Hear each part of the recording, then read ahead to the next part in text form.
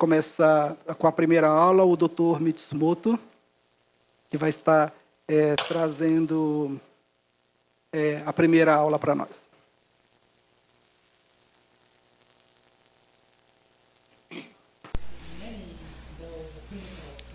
Eu já organizei várias conferências clínicas na minha carreira.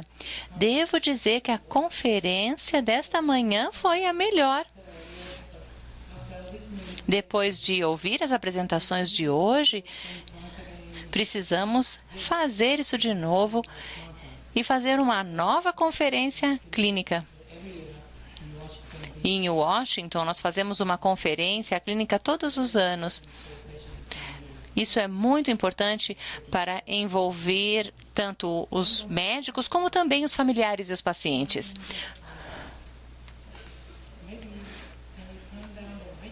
Poderiam diminuir um pouquinho a luz para que as pessoas possam ver os meus slides um pouco melhor?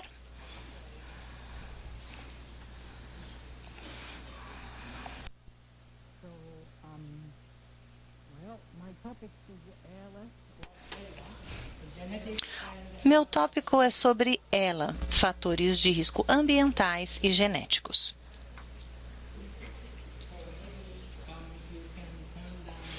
Vamos ver se conseguimos, então, diminuir um pouco as luzes para melhorar a visualização dos slides.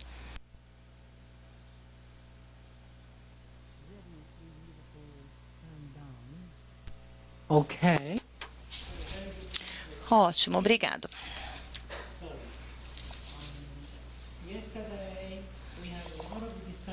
Ontem tivemos muitas discussões sobre a epidemiologia e sobre a genética e nós sabemos que 5 a 10% de todos os pacientes de ELA têm ELA familiar e 90% é esporádico, às vezes tem uma pessoa só na família.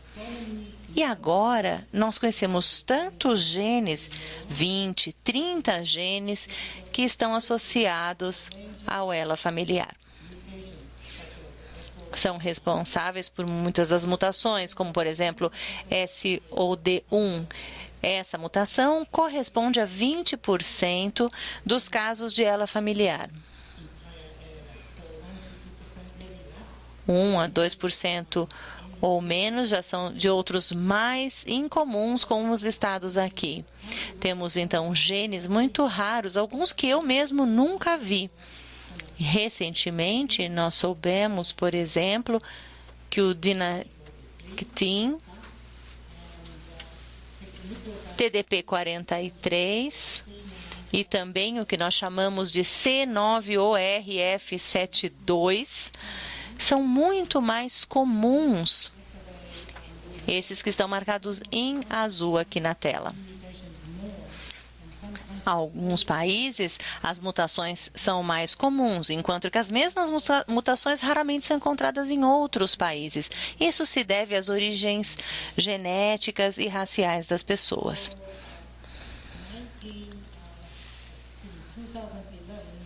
Em 2011, foi publicado um grande paper, na verdade foram publicados dois na mesma época, falando sobre a questão das mutações de um hexanucleotídeo do C90RF72 que se expandia repetidamente. Esses estudos fizeram uma associação entre esse fato e a doença. Devido à frequência, nós percebemos que realmente esse achado foi algo que mudou o jogo. Essas repetições anormais não estão presentes no exônio, mas sim no interônio. Eu falarei mais sobre ele. Há 15 anos, nós sabíamos que o genoma humano era enorme, mas somente 20 mil genes expressavam proteínas. O resto era como se eles fossem de enchimento. Mas não é o que são. Depois eu vou explicar melhor. Eles são o que chamamos de interônio. É muito difícil de achar mutações nos interônios e foi justamente o que encontramos neste caso. Temos observado um tipo de mutação muito diferente das outras do genoma humano e que está explicando a existência de certas doenças. esse gene ainda não é totalmente compreendido. Quase 50% dos casos de ELA familiar podem apresentar essa mutação. E no caso da ELA esporádica, entre 5 a 10% podem apresentar a mutação deste gene específico. O padrão de hereditariedade também tem autossomo dominante. Precisamos determinar, então, qual é o paciente que tem essa mutação do C9 para entender se ele vai passar para a próxima geração. Atualmente ainda não temos muita experiência nessa determinação. Qual é a diferença entre essa mutação e outras mutações que ocorrem no ELA? A mutação do C9 é um pouquinho diferente. Ela é muito comum no ELA familiar. Quase metade dos pacientes que apresentam ELA familiar tem essa alteração do gene C9. E entre 5 e 8% dos casos de ELA esporádico. Também o quadro clínico é diferente. Normalmente é um caso bulbar, ou seja, mais problemas de fala. A sobrevida é mais curta do que as outras formas. E também existem mais casos de demência frontotemporal do que em outros casos da ELA familiar. Temos a função executiva que fica muito comprometida. Então, nos testes neuropsicológicos, nós podemos ver que os pacientes apresentam problemas em quase 50% das vezes. Essa mutação pode estar associada também a um início da doença mais precoce e a agregação com a demência. Observamos claramente que existe uma alteração na regulação dos metabolismos de RNA e DNA, como explicarei mais tarde. Nós temos uma área que temos mais alterações na área temporal e mais à frente, não só da área frontotemporal, mas também no tálamo e no hipocampo. E também observamos algumas anomalias no cerebelo. Então, não ocorrem só alterações nos neurônios motores, mas também há um envolvimento de outros sistemas cerebrais. Os patologistas têm descoberto, então, uma proteína que está presente nesse tipo de mutação do C9. Nós temos inclusões fora também dos neurônios motores. Então, temos comprometimento das células da glia, das células do cerebelo e do hipocampo. Eles explicam algumas alterações que observamos na doença.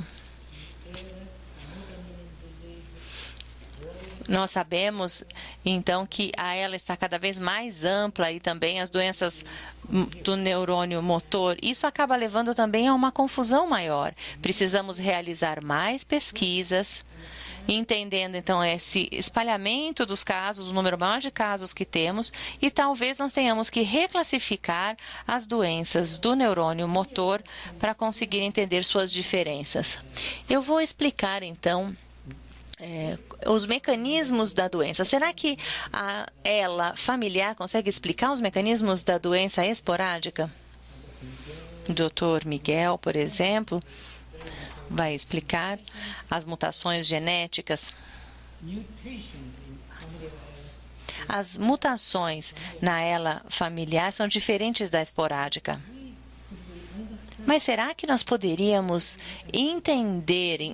entendendo esses mecanismos, por que temos um aumento desses casos? Sim. Esse aumento das porcentagens de casos esporádicos pode ser explicado pelas mesmas mutações. Mutação do C9, também a do TDP34, a do FUS, a do SOD1, que responde a quase 20%, ubiquilina 2 e a OPTN. As porcentagens são menores, mas juntos correspondem a mais de 10% dos casos de mutação. Então, a doença, em 10% dos casos, deve-se a essas mutações. Se nós entendermos, então, o caso das mutações familiares, nós possamos entender melhor a relação com os mecanismos ambientais, que talvez usem vias similares e que possam causar as mesmas degenerações. Observamos as inclusões do FUS e também do TDP43 juntas normalmente. Então, essas inclusões apresentam mecanismos muito similares de causa da doença. Várias mutações, inclusive a C9, estão envolvidas no metabolismo do DNA e RNA. Vou tentar explicar.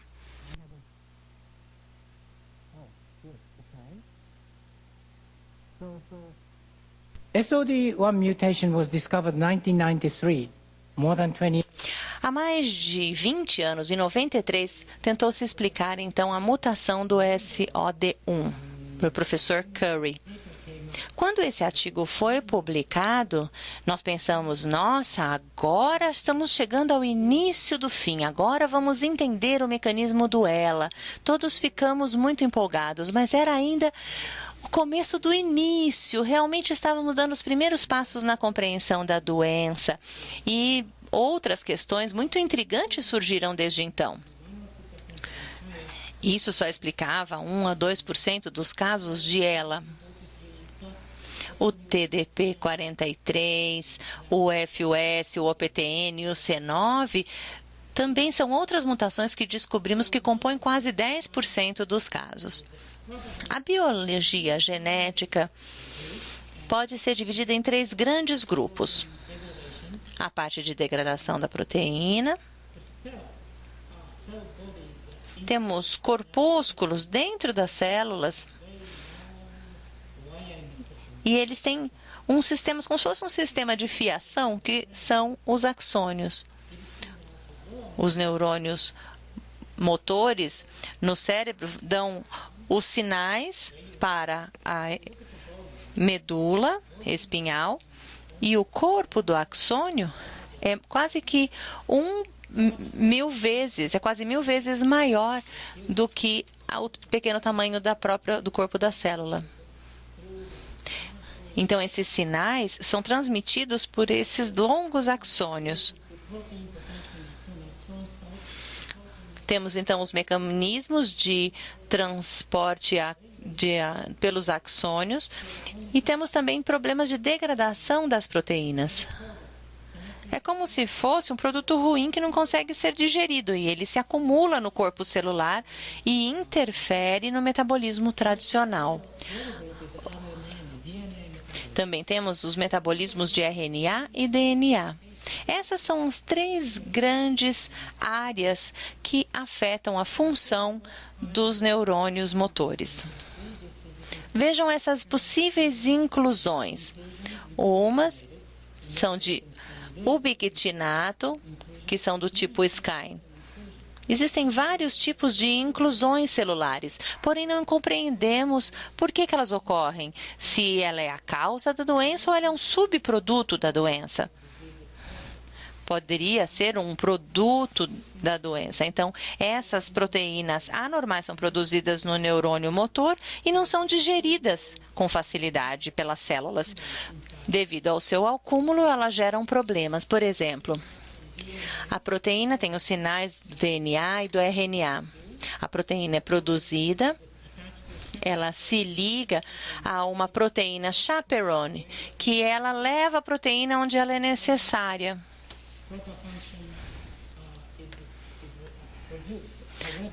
Para que ela seja, então, usada e com a função normal. Se a proteína estiver anormal, ela tem que ser digerida. E o mecanismo de digestão da célula, ele está prejudicado porque essa proteína está com um mecanismo falho. Ela acaba se acumulando e esse é um mecanismo que nós achamos que ocorre no caso da doença. O transporte pelos axônios é um dos principais processos que ficam comprometidos na doença do neurônio motor. Parece como se tivesse alguma coisa se mexendo ali nós temos o corpo da célula, que é bem pequenininho, e o axônio é 1000 vezes maior em volume do que o corpo da célula. Mas as células precisam transportar todos esses materiais lá para as células que se unem aos músculos. Todos sabem o que é o DNA e também conhecem o RNA. O DNA, nós temos mais ou menos 20.000 genes que são expressos, que expressam proteínas. Grande parte do genoma é feito de interônio de RNA. Observem, então, se formos ver os organismos mais complexos, nós temos, às vezes, a bactéria, que tem uma célula só, mas quando formos pensar nos organismos cada vez mais complexos, que se desenvolveram nos últimos bilhões de anos, passamos a ter, então, organismos e animais cada vez mais complexos. Já o exoma, não houve um aumento de exomas com a evolução dos seres. O tamanho do exoma. No genoma, no caso, nós temos também as áreas que são como se fossem preenchimentos do RNA não codificador. Seria um grande número de RNA que faz o quê? Ele determina quando o DNA vai ser ativado para funcionar onde e também determina quando o DNA vai ser desativado. Também determina como isso é feito, quanto que vai, onde que vai. Todo esse sistema de controle é feito pelo RNA. Conforme fomos tendo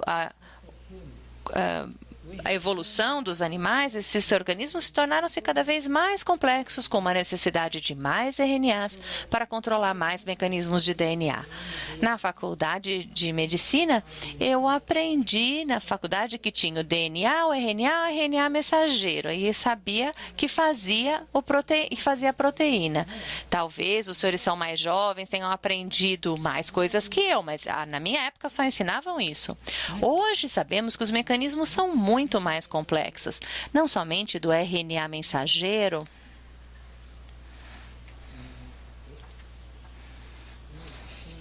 Dá para voltar um pouquinho? Consegue voltar um pouquinho? Mais um pouquinho? Aí.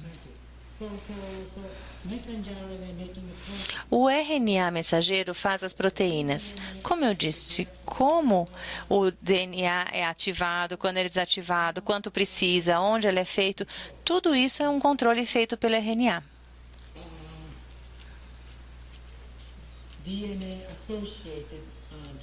Nós temos os genes associados ao DNA, aqueles que eu havia listado, então, o TDP43, o TDP34, o FUS, eles estão associados aos metabolismos de DNA e RNA. Essa é uma área totalmente nova para entender o mecanismo da doença. Agora, eu gostaria de falar sobre os fatores de risco ambientais.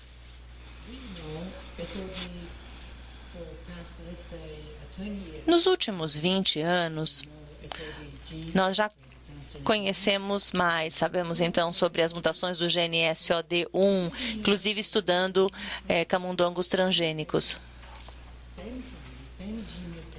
Às vezes temos a mesma mutação numa família, às vezes a avó viveu 70 anos, mas o meu irmão pode ter tido uma doença muito mais cedo, com 31 anos, porque a doença pode ser diferente. Às vezes, dentro da ela familiar, apesar de ser a mesma mutação, as pessoas podem ter o início da doença em idades diferentes, afetando partes diferentes do corpo. Por quê?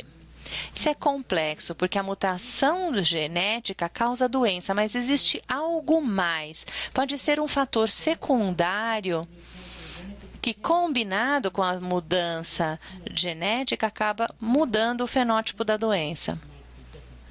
Talvez o ambiente seja diferente. Ontem, nós falamos dos estudos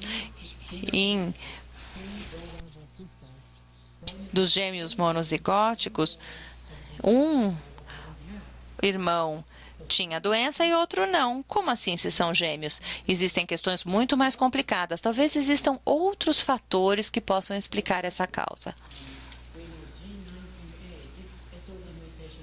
Temos essa mutação SOD1, que acontece com muita frequência, mas nós sabemos que existem polimorfismos regulatórios também. Se fosse um segundo gene que também controla a existência da doença. Então, não é somente uma única mutação, mas talvez existam outros genes que também influenciam. Em relação a ela esporádica, sabemos que existem variações fenotípicas, como aquelas do neurônio motor superior ou inferior, mas existem também genes modificadores que tornam a doença mais curta, mais longa. São mecanismos que ainda não estão totalmente compreendidos, precisam haver mais estudos e confirmações. Mas eles estão analisando os fenótipos, ou seja, as expressões dos genes. Existem também algumas questões ambientais. O chumbo, por exemplo, pode ter uma influência na incidência de ela. O mecanismo do gênio, que é uma desidrogenase que se chama ALAD, ele pode passar por um tipo de polimorfismo que varia em cada pessoa. Esse tipo de gene pode causar algum tipo de doença que seja mais suscetível à exposição por chumbo. Existem outros fatores ambientais, como exercícios físicos muito exagerados, também um trauma encefálico, tabagismo, que é uma das principais causas de estresse oxidativo que pode causar a doença, também alimentos com muito glutamato, inseticidas e alguns tipos de atividades militares podem estar associadas com a doença, quer seja de origem genética ou não. Ontem falamos também das modificações epigenéticas. Relaciona-se ao RNA.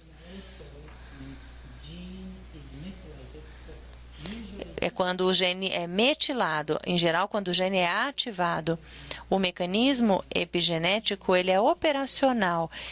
Nesse caso, a expressão do gene acaba sendo suprimida.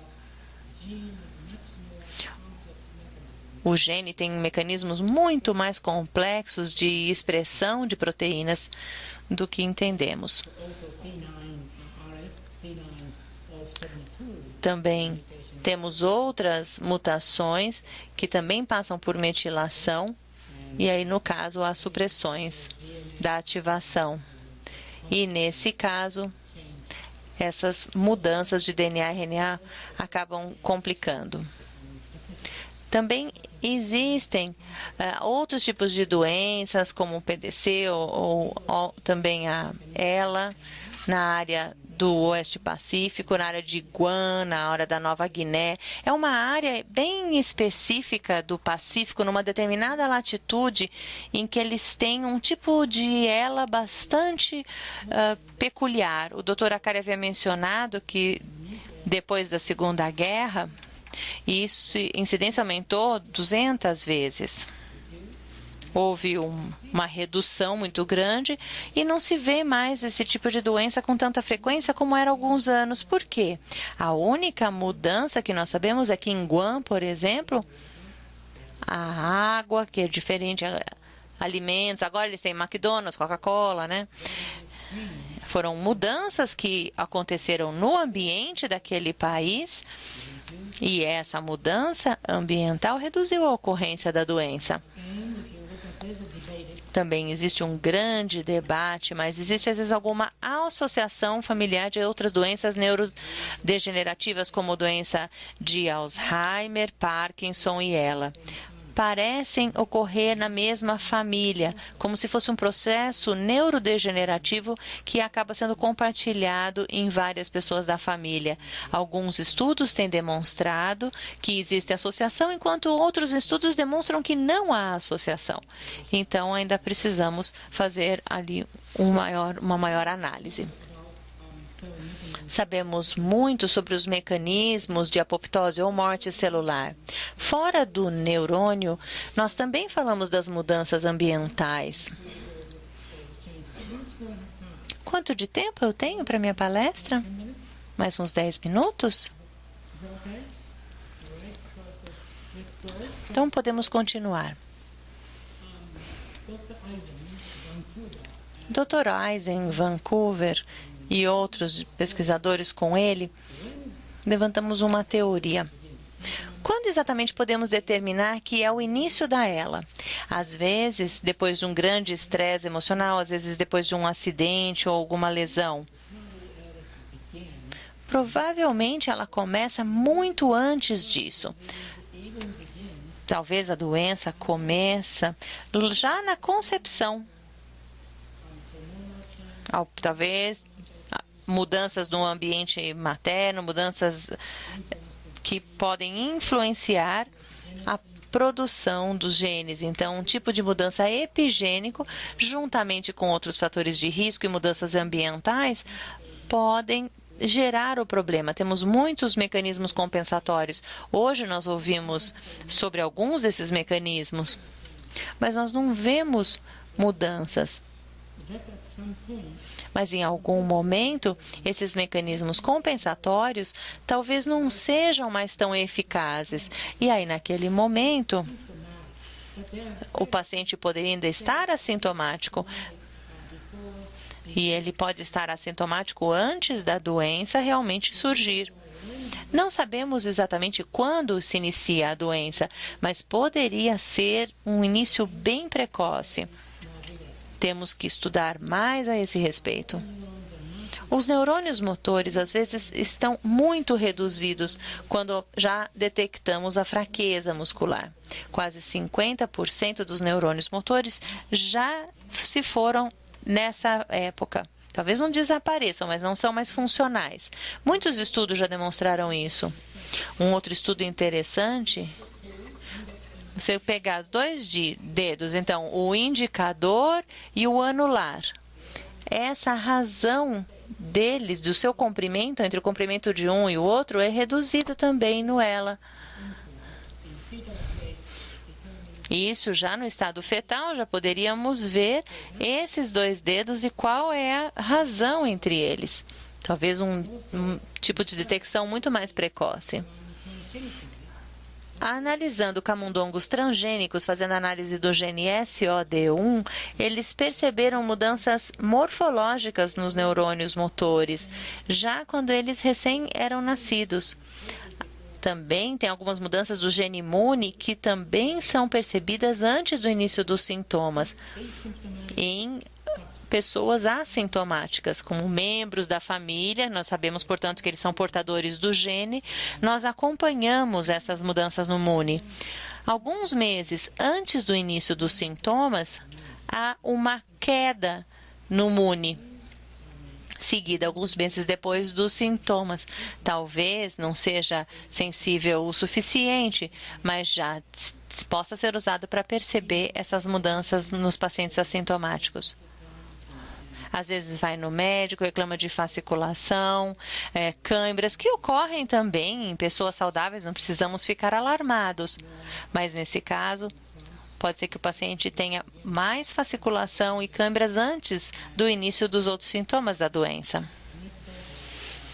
Esse é um tipo de relato que nós temos normalmente.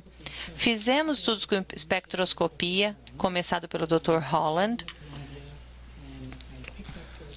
e eu coletei esses estudos para fazer uma análise. Tinha um técnico do laboratório que se voluntariou como sendo um controle saudável. Fizemos uma espectroscopia de ressonância magnética, mas já deu anormal. E aí nós não estávamos entendendo por que esse resultado foi tão anormal. A pessoa é saudável, mas o próprio grupo de controle parecia algo errado. E depois de 1 ano e meio, ela começou a ter problemas de deglutição. E ela apresentava realmente ela dali a alguns meses. Sabemos, então, que esses biomarcadores já podem detectar essas mudanças de forma precoce. Existe também um processo compensatório de perda neuronal. Se fizermos, por exemplo, estudos eletrofisiológicos, EMG, muitos vão mostrar a reinervação, como vimos hoje de manhã numa outra palestra. Essa reinervação ocorre continuamente. E desinervação significa perda de conexões dos axônios com os neurônios. São aquelas fibras microscópicas que se degeneram e se atrofiam. Mas um axônio que está saudável capta essa falha e compensa, gerando, então, um tipo de alterações neurogênicas. Também, quando fazemos ressonância magnética funcional, existem vários tipos que analisam, por exemplo, o fluxo sanguíneo no cérebro. Se nós fizermos essa ressonância funcional mexendo o dedão assim, o polegar, e normalmente ele ativa uma pequena área do cérebro. O paciente que tem uma área de ativação muito maior com a movimentação do polegar. O que isso significa? Ainda não sabemos, mas talvez seja um mecanismo compensatório. Talvez por falta de função, outros neurônios são recrutados para a mesma função, porém ainda não temos certeza. E a paciente também pode apresentar gliose, que é preenchimento do espaço dos astrócitos, e talvez seja também outro mecanismo compensatório. Como que nós podemos estudar essas mudanças ambientais? Pode ser, então, metais pesados, agroquímicos, exercício pesado. As pessoas falam, bom, chumbo é muito importante. Então, os outros investigadores falam, não, chumbo não é importante. Então, nenhum estudo realmente chega a algum tipo de concordância, exceto a questão do tabagismo. Essa é ponto pacífico. Talvez nós devamos combinar tudo para conseguir entender, porque essas exposições... Ai, desculpe, eu cometi um erro aqui, tem que voltar um pouquinho. Podia voltar? Uns dois? Mais um. Aí. Analisando todos esses fatores, pensando então individualmente em cada um deles, nós estamos trabalhando com uma população de doença rara, muito pequena. Talvez tenhamos que combinar essas informações para uma análise melhor, porque talvez os pacientes, alguns sejam sensíveis a chumbo, outros pacientes são mais sensíveis aos agroquímicos. Talvez não se tenha um resultado positivo comum. E é isso que estamos buscando, entender quais são esses mecanismos que geram um estresse oxidativo maior, ou seja, uma liberação de radicais livres maior. É claro que o sistema do corpo humano, existem muitos sistemas compensatórios.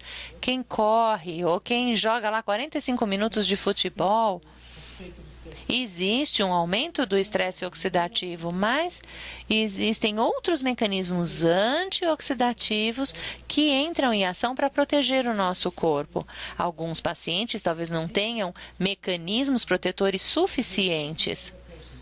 Eu digo aos pacientes, nós temos que olhar o cabelo, ou a pele, o corpo da pessoa, e aí nós já percebemos que uns são diferentes dos outros. Só que ninguém sabe o que acontece no neurônio motor, como é que é o formato dele, se ele é mais sensível a chumbo, ou se ele é mais sensível aos agrotóxicos.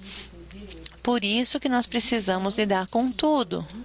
Se essa balança desequilibrar, nós temos mais radicais livres que atacam os lipídios, os genes e as proteínas.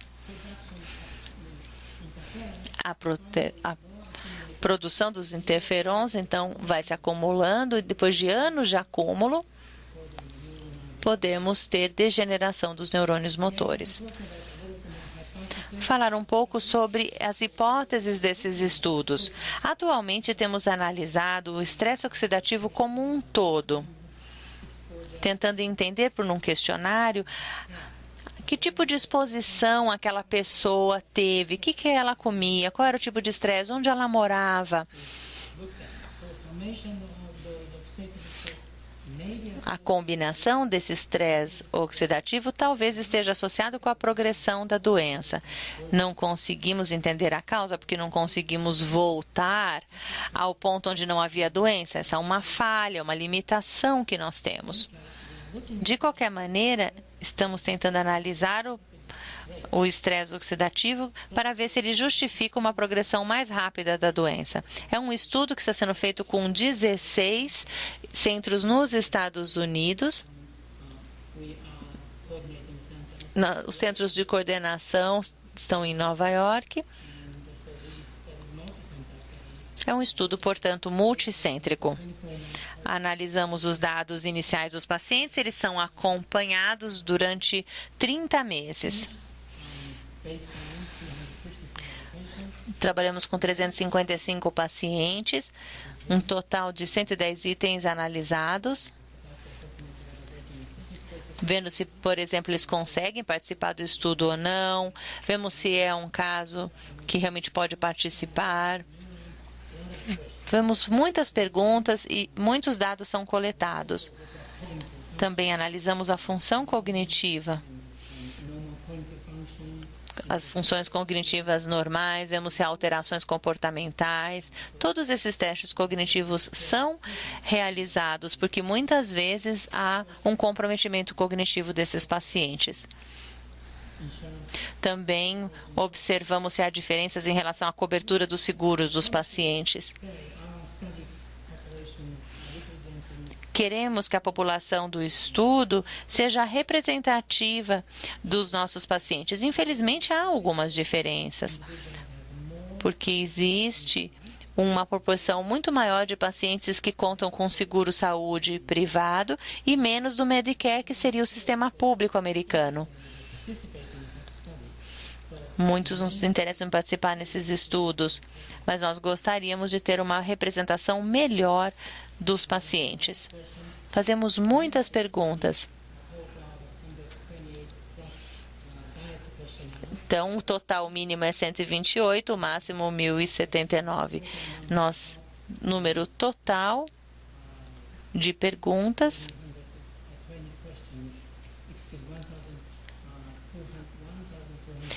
pode chegar a 1.200 perguntas. São realmente muitas perguntas. São entrevistas feitas por telefone. 355 pessoas participam do estudo. Não vou entrar em mais detalhes, mas podem ver que são pessoas, uma faixa etária, na maioria das vezes homens. Nós sabemos também qual é a região do corpo comprometida, qual é o diagnóstico, etc. Desses 355 pacientes, nós tivemos um grande investimento de milhões de dólares e tivemos a conclusão desse estudo sobre sobrevida, especialmente as perguntas tentando responder o que causava esse estresse oxidativo. Mas achamos que não era suficiente, precisávamos fazer mais. Então, agora estamos usando um registro do governo. É um registro que coleta todas as informações. O problema é que não é uma doença que obrigatoriamente os médicos têm que informar ao governo, como é o caso do HIV, por exemplo. Às vezes são os pacientes que se registram no site. Mas nós estamos usando esse registro nacional. O nome é Arrest ALS, quer dizer, pare a ela. Então, a pessoa pode, por telefone, ligar. E se um paciente nos liga, nós ligamos para ele. Também pedimos testes de urina, testes de DNA para poder fazer as medidas. e fazemos os testes para estresse oxidativo. Não demora muito para que não nos canse, mas podemos fazer esses testes com qualquer pessoa que viva nos Estados Unidos. Esse estudo, o ARREST-ALS, trabalha com essas 355 pessoas, queríamos ter 400, e nós queremos fazer uma expansão desse projeto Cosmos que eu havia mencionado. Precisamos ver a relação entre os genes e o ambiente, mas para isso precisaríamos de um número muito grande de pacientes, 700, 800, e talvez nem seja suficiente. Talvez precisemos de 1.000 pacientes, mas precisamos começar de algum lugar. E esperamos, ao final do estudo, ter número suficiente de pacientes para que muitas pessoas do país participem desse estudo. Porque nós queremos entender a interação entre os genes e o ambiente, porque acreditamos que essa é a chave para a compreensão da doença.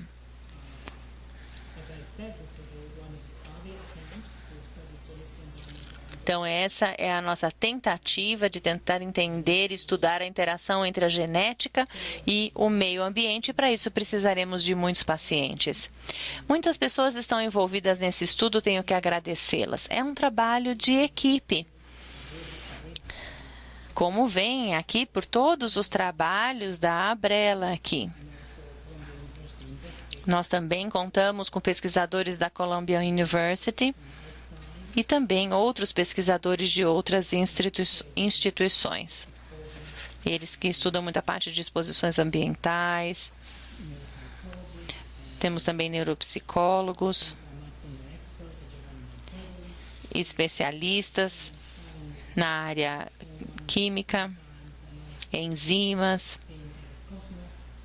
E temos outros pessoas que participaram, os centros participaram do estudo Cosmos, que também colaboraram muito. Temos também a agradecer outros grupos, como NHS, CDC. Agradeço a todos da plateia pela atenção. Eu tive realmente um tempo, aproveitei muito aqui a minha estadia no Brasil. Gostei muito. E eu gostaria aqui de ter uma representação. Eu espero que o Dr. Arcari possa ir na nossa próxima reunião. Eu gostaria muito de ouvir a opinião dele para nos ajudar a levar esses estudos clínicos na direção correta. Obrigado.